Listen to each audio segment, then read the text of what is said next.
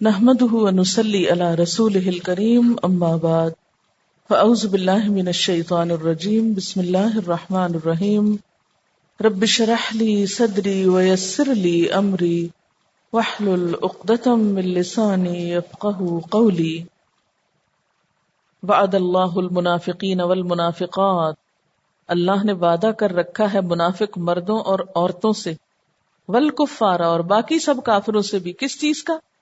نار جہنم، جہنم کی آگ کا، خالدین فیہا، وہ اس میں ہمیشہ رہنے والے ہیں، اور منافق تو کافروں سے بھی نیچے ہوں گے، ان المنافقین فی الدرک الاسفل من النار، آگ کے سب سے نچلے گڑھے میں ہوں گے، ہی حسبہم، وہی ان کو کافی، وہی ان کا علاج ہے، وہی ان کی جزا ہے، ولعنہم اللہ، اور اللہ نے ان پر لعنت کی ہے، اسی لیے ان کو اپنی رحمت سے محروم کر دیا، وَلَهُمْ عَذَابٌ مُقِيمٌ، اور ان کے لیے عذاب ہے قائم رہنے والا، جیسے ایمان والوں کے لیے، ایمان لا کر جہاد کرنے والوں کے لیے جزا تھی لَهُمْ فِيهَا نَعِيمٌ مُقِيمٌ، یہاں ان کے لیے لَهُمْ عَذَابٌ مُقِيمٌ۔ یہ منافق بھی ایسے ہی ہیں كَالَّذِينَ مِن قَبْلِكُمْ، جیسے تم سے پہلے لوگ تھے۔ کیسے تھے وہ؟ کانو اشد منکم قوتاً، وہ تم سے بڑھ کر قوت والے تھے، قوت میں تم سے زیادہ شدید تھے، یعنی جسمانی طور پر بھی بہت قوی تھے، وہ اکثر اموالا و اولادا، اور مال اور اولاد میں بھی بہت کثرت رکھتے تھے۔ فاستمتعوا بخلاقہم، تو انہوں نے فائدہ اٹھایا اپنے حصے کا، یعنی جسمانی صحت، طاقت، مال اور اولاد کے ذریعے جو لطف دنیا کی زندگی میں ان کی قسمت میں تھا، جو فائدے اٹھانا ان کے لیے مقدر تھے، وہ انہوں نے خوب خوب دنیا میں حاصل کر لیے۔ فاستمتعتم بخلاقکم، تو تم نے بھی اپنے حصے کے خوب فائدے اٹھائے، یعنی ان منافقوں نے بھی دنیا میں خوب اپنے مال بڑھائے اور اپنی جائیدادیں بڑھائیں۔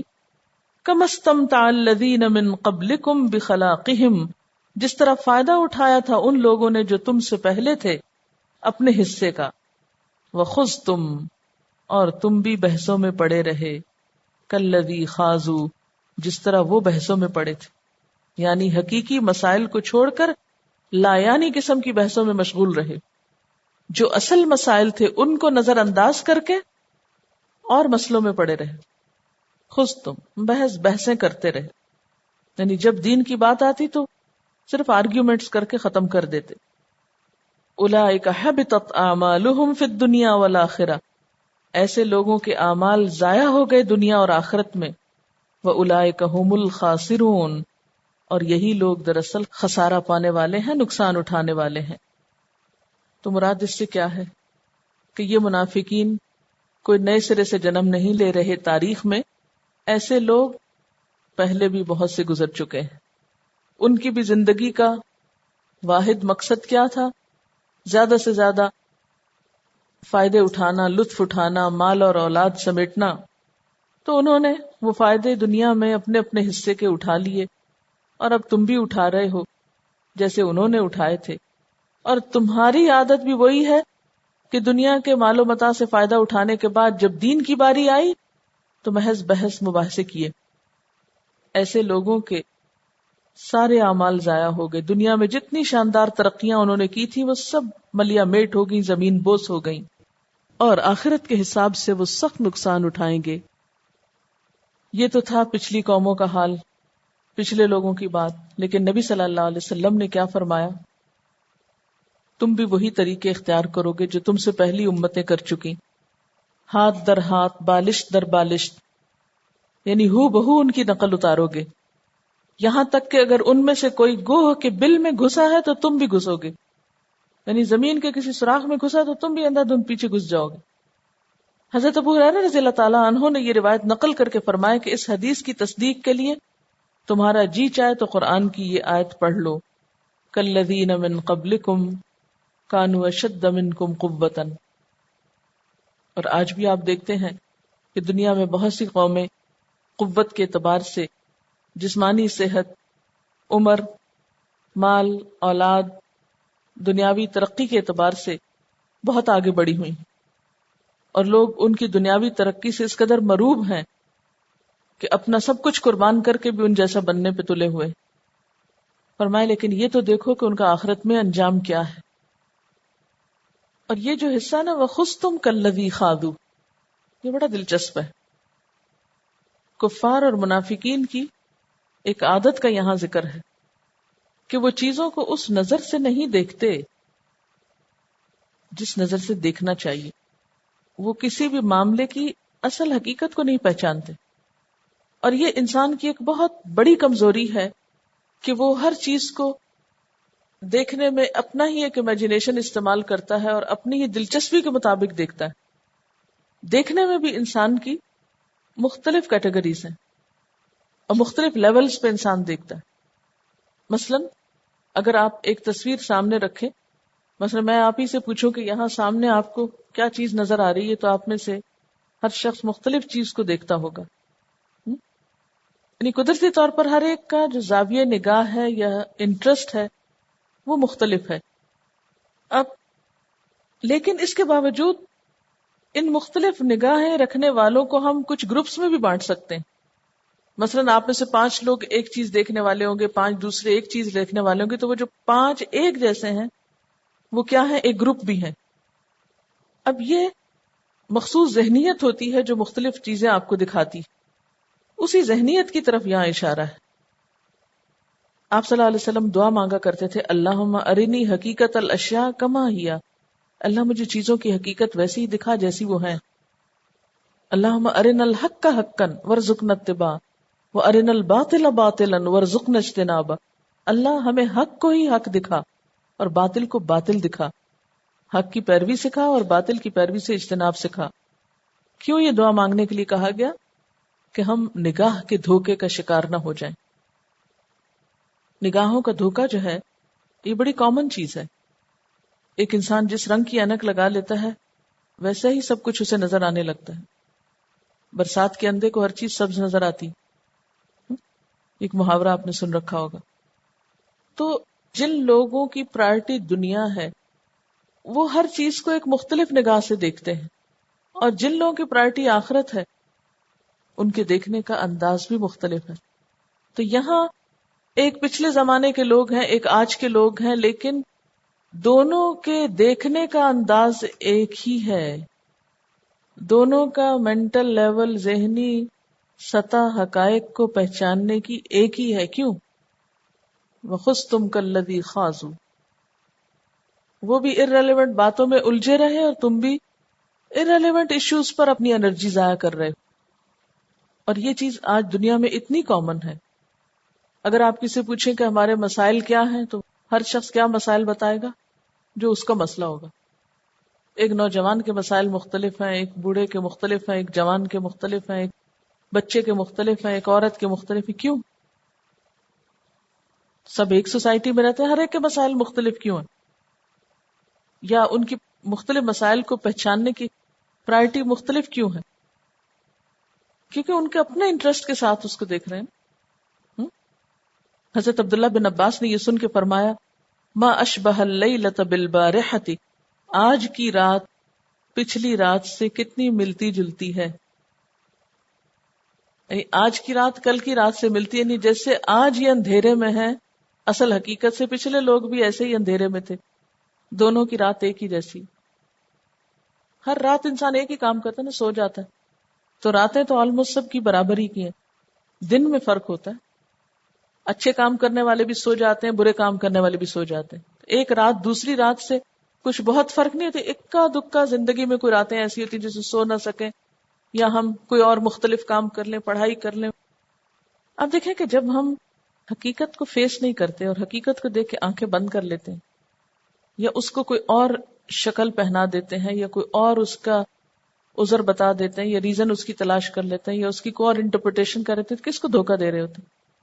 اپنے آپ کو دھوکہ دے رہے ہوتے ہیں. اور انسانی نفسیات کیا ہے؟ عموماً لوگ کچے ذہن کے مالک ہوتے ہیں، ہر ایک کی بات سن کے ایمان لے آتے ہیں. اسی کمزوری کی وجہ سے پھر مختلف لوگ ایکسپلائٹ کرتے ہیں، اور پھر جو حقیقی مسئلہ ہے اس کی طرف نہ کوئی توجہ دلاتا ہے نہ کوئی سوچنا چاہتا ہے.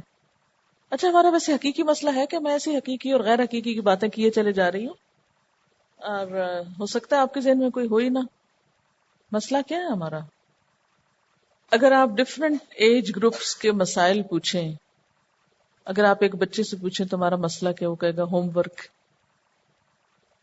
پارک جانا ہے، کوئی کھلونا خریدنا ہے، کوئی اس کے لیے رو رہے ہیں دو رہے ہیں اور جان ہلکان کر رہے ہیں، سسکیاں لے لے کے رو رہے ہیں. ذرا سے بڑے بچے سے پوچھیں تو اس کا کچھ اور مسئلہ ہے، جوان سے پوچھیں تو اس کا کوئی اور مسئلہ ہے، شادی شدہ سے پوچھیں تو اس کا اور مسئلہ ہے، جس کی شادی نہیں ہوئی اس کا کوئی اور مسئلہ ہے، جن کے بچے چھوٹے ہیں ان کے کوئی اور مسئلے، جن کے بچے بڑے ہو گئے ان کے کوئی اور مسئلے. تو یہ تو زندگی نام ہی مسائل کا ہے، لیکن حقیقی مسئلہ کچھ اور ہے. بنیادی طور پر دو طرح کے لوگ ہیں.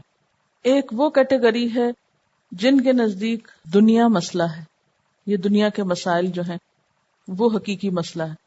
اور ایک دوسری کیٹیگری ہے ان کے لیے حقیقی مسئلہ آخرت ہے، وہ اس کو سامنے رکھ کے ہر چیز کو دیکھ رہے ہیں. آپ ہر وقت کے جو چھوٹا چھوٹا ڈیسیژن لینا ہوتا ہے اس میں آپ کس چیز کو کرائیٹیریا بناتے ہیں؟ روزمرہ کی زندگی میں کس کو سامنے رکھ کے ڈیسیژن لے رہے ہوتے ہیں؟ کس چیز کو سامنے رکھ کے ڈیسیژنز لیتے ہیں آپ؟ عموماً ہم اپنے وقتی انٹرسٹس کو سامنے رکھ کے ڈیسیژنز لیتے ہیں، شارٹ ٹرم ڈیسیژنز لیتے ہیں. ہماری سوچ بس یہاں تک جاتی ہے، اچھا مجھے پیاس لگی بس پانی پی لوں، ٹھیک ہے ختم معاملہ. اس قسم کے ڈیسیژنز ہم مختلف کاموں میں لے رہے ہوتے ہیں، وقتی مسائل کو حل کر رہے ہوتے ہیں، وقتی چیزوں کو سامنے رکھ کر فیصلے کرتے ہیں. نتیجہ کیا ہوتا ہے؟ فیصلے غلط ہوتے ہیں، پھر ایک غلطی پہ اور غلطی کرتے ہیں، پھر وہ الجھتے چلے جاتے ہیں، نتیجہ کچھ بھی نہیں نکلتا. کیونکہ قطرہ قطرہ دریا بنتا ہے نا. چھوٹے ڈیسیژنز زندگی کا رخ موڑنے میں بڑا اہم کردار ادا کرتے ہیں. بعض ڈیسیژنز دیکھنے میں بہت چھوٹے ہوتے ہیں لیکن وہ حقیقت میں چھوٹے نہیں ہوتے. یہ جو آپ کے روزمرہ کے ڈیسیژنز ہیں نا، یہ آپ کی لانگ ٹرم پلاننگ کا ایک حصہ ہے اور اس میں کاؤنٹ ہوتے ہیں. جیسے ایک آرکیٹیکٹ جب گھر کا نقشہ بنا رہا ہوتا ہے تو کون سی چیز کہاں ہونی چاہیے، تو وہ جب نقشہ بن رہا ہوتا ہے کسی بھی چیز کا، اس وقت اگر صحیح ڈیسیژن نہ لیا جائے تو آئندہ زندگی بھر کے لیے آپ ایک مصیبت میں مبتلا ہو جاتے ہیں. کبھی ایموشن بیسڈ ہوتے ہیں، کبھی انٹرسٹ بیس ہوتے ہیں، کبھی جلد بازی کا نتیجہ ہوتے ہیں، کبھی بس اندھا دھند کودنے کا ایک شوق ہوتا ہے. کئی لوگ بڑے ایڈونچرس ہوتے ہیں. جب آپ کی زندگی میں کوئی مقصد ہوتا ہے تو پھر آپ سارے ڈیسیژنز اس کو سامنے رکھ کے لیتے ہیں. مثلاً اگر آپ کی زندگی کا مقصد گھر بنانا ہے تو آپ چھوٹی چھوٹی سپینڈنگ میں جب ڈیسیژن لیں گے، چھوٹی سپینڈنگ یا بڑی سپینڈنگ، تو کس کو سامنے رکھ کے لیں گے کہ نہیں مجھے گھر بنانا ہے اس لیے یہ خرچہ میں یہاں نہیں کر سکتی، مجھے فلاں کام کے لیے پیسہ چاہیے.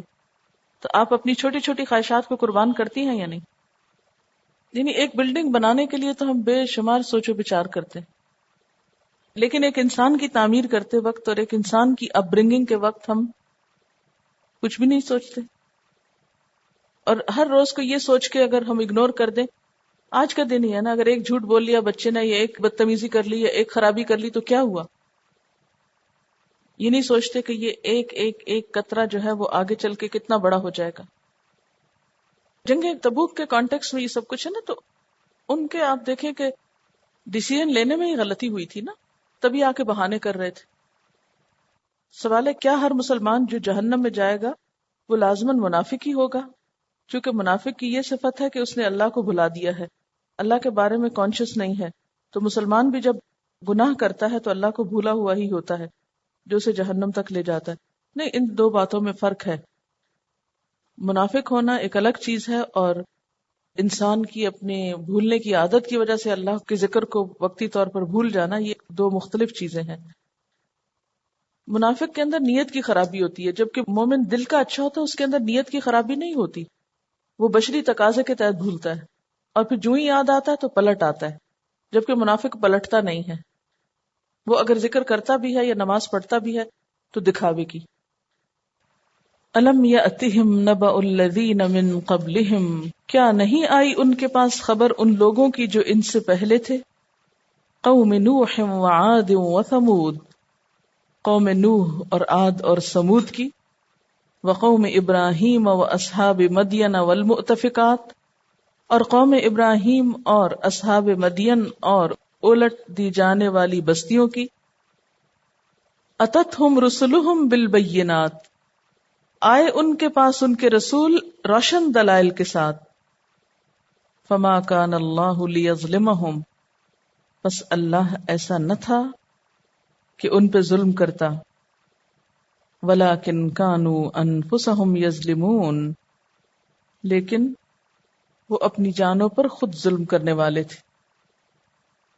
جن 6 قوموں کا یہاں ذکر کیا گیا ہے، ان کا مسکن ملک شام رہا اور یہ بلاد عرب سے قریب تھے۔ ان کی کہانیاں اور قصے اپنے آباء و اجداد سے بھی سن چکے تھے، مثلا قوم نوح جو طوفان میں غرق کر دی گئی، قوم عاد جو قوت اور طاقت میں ممتاز ہونے کے باوجود باد تند سے ہلاک کی گئی، قوم سمود جنہیں آسمانی چیخ سے ہلاک کیا گیا، قوم ابراہیم جس کے بادشاہ نمرود بن کنعان بن کوش کو مچھر سے مروایا گیا، ناک میں مچھر چلا گیا تھا and he died، اتنا بڑا بادشاہ۔ وہ اصحاب مدین شعیب علیہ السلام کی قوم جنہیں چیخ، زلزلہ اور بادلوں کے سائے کے عذاب سے ہلاک کیا گیا کیونکہ اس سے آگ برسنے لگی تھی۔ والمؤتفقات، اتفاق کا مطلب ہوتا ہے انقلاب، الٹ پلٹ دینا، اشارہ ہے قوم لوط کی طرف جو سدوم کے علاقے میں تھے، ان کی بستیاں نیچے سے اٹھا کر زمین سے اکھیڑ کر واپس پٹکی گئی تھی۔ ان سب کا قصور کیا تھا کہ ان کے پاس ان کے رسول کھلے دلائل لے کر آئے، لیکن انہوں نے کوئی بات نہ مان کے دی۔ فما کان اللہ لیظلمہم، تو اللہ ایسا نہیں کہ ان پہ ظلم کرے، ولیکن کانوا انفسہم یظلمون، لیکن یہ اپنی جانوں پر خود ظلم کرنے والے تھے۔ والمؤمنون والمؤمنات، اور مومن مرد اور مومن عورتیں، بعضهم اولیاء بعض، ان میں سے بعض کے مددگار ہیں۔ منافقین کا ذکر کرنے کے بعد اب مومنین کا ذکر کیا گیا، جیسے وہاں منافق مردوں کے ساتھ عورتوں کا ذکر ہوا، یہاں بھی مومن مردوں کے ساتھ مومن عورتوں کا ذکر بھی ہے۔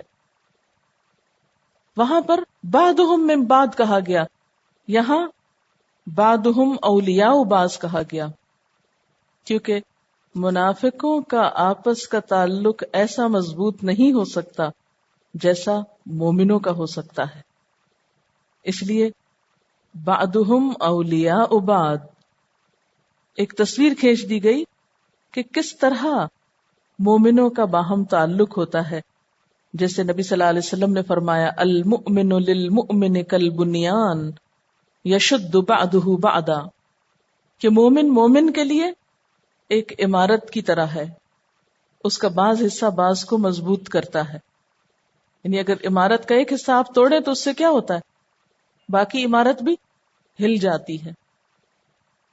ایک اور حدیث میں آتا ہے مثل المؤمنین فی توادہم وتراحمہم کمثل الجسد، مومنوں کی مثال آپس کی محبت اور رحمت میں ایک جسم کی طرح ہے، کمثل الجسد الواحد اذا اشتکا منہ عضوا تداعی لہ سائر الجسد بالحمى والسہر، جب ایک عضو کو کوئی شکایت ہوتی ہے تو سارا جسم بخار اور رت جگے کے ساتھ اس کے ساتھ ہوتا ہے۔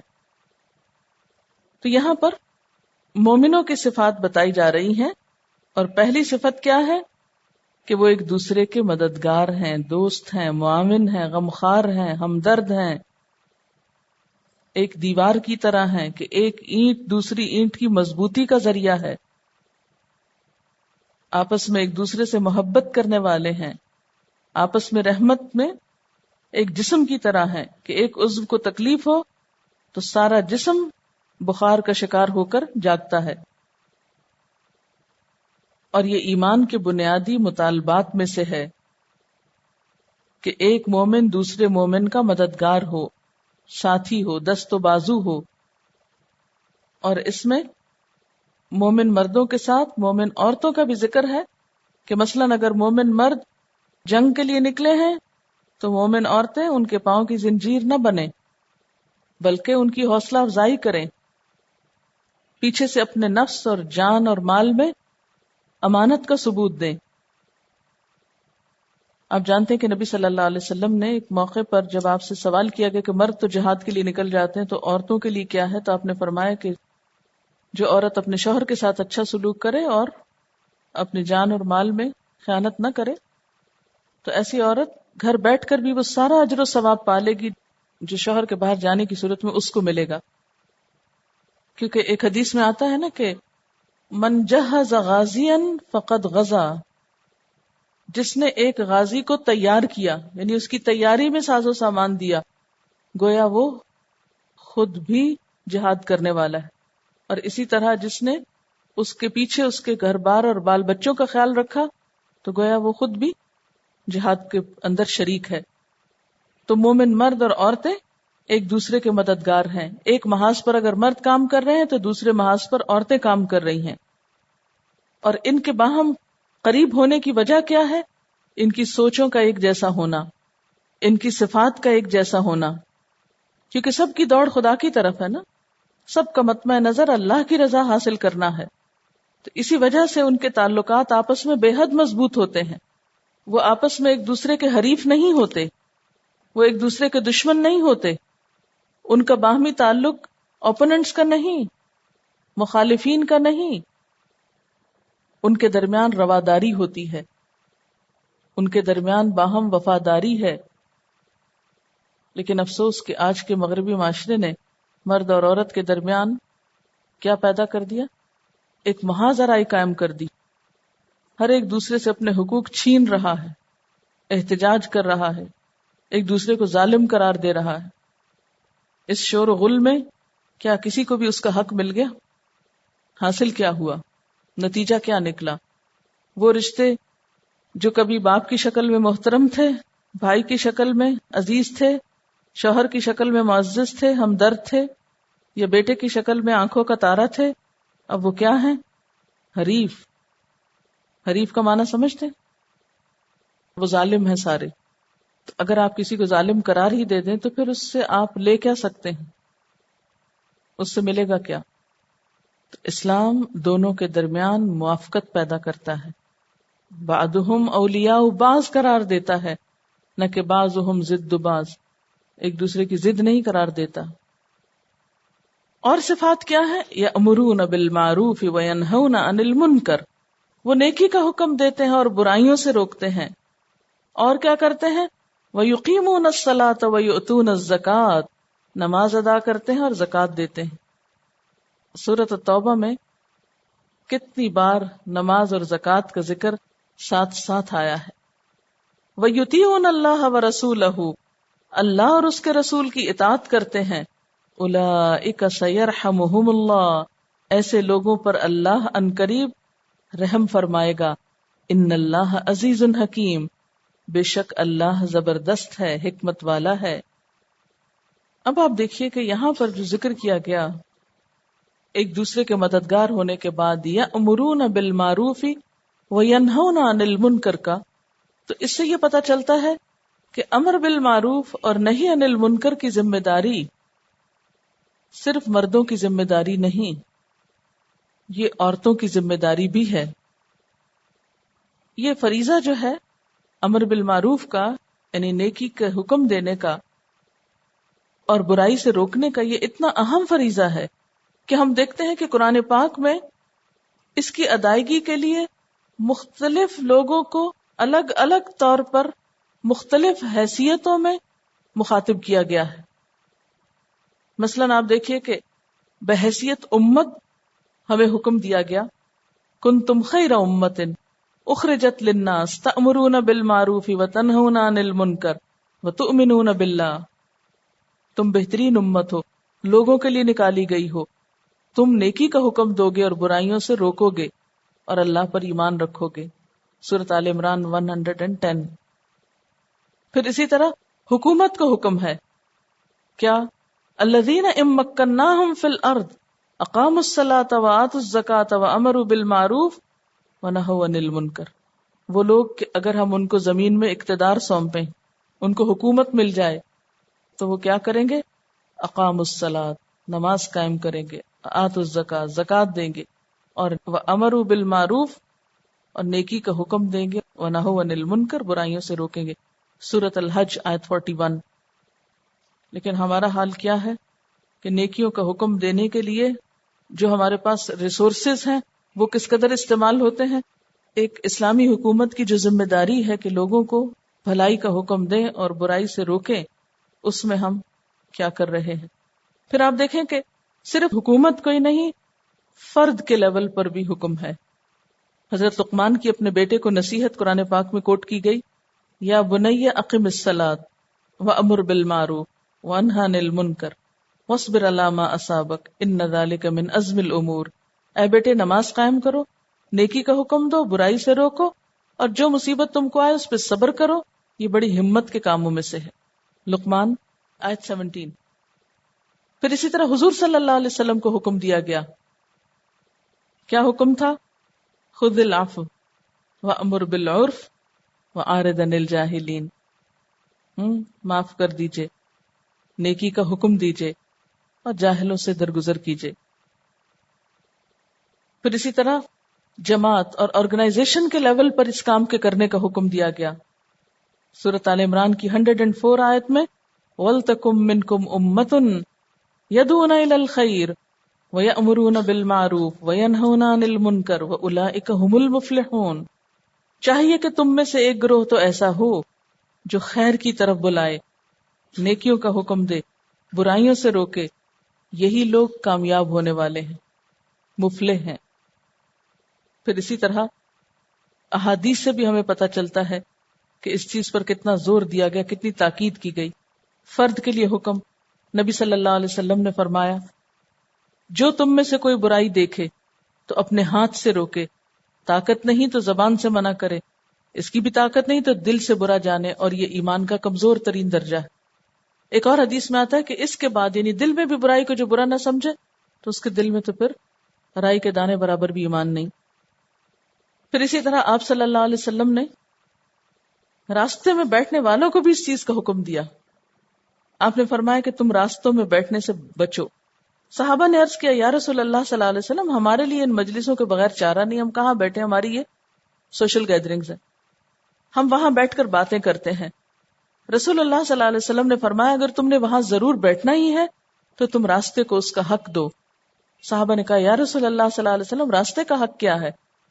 فرمایا نگاہوں کو پست رکھنا، یعنی لوگوں کو گھورتے نہ رہو، یعنی اپنی نگاہوں سے ان کو پریشان نہ کرو، تکلیف دہ چیزوں کو راستے سے ہٹا دو، سلام کا جواب دو، نیکی کی تلقین کرو اور برائی سے روکو، یعنی راستے میں بھی امر بالمعروف اور نہی عن المنکر۔ وآخر دعوانا ان الحمد للہ رب العالمین، سبحانک اللہم وبحمدک، نشہد ان لا الہ الا انت، نستغفرک ونتوب الیک۔ والسلام علیکم ورحمۃ اللہ وبرکاتہ۔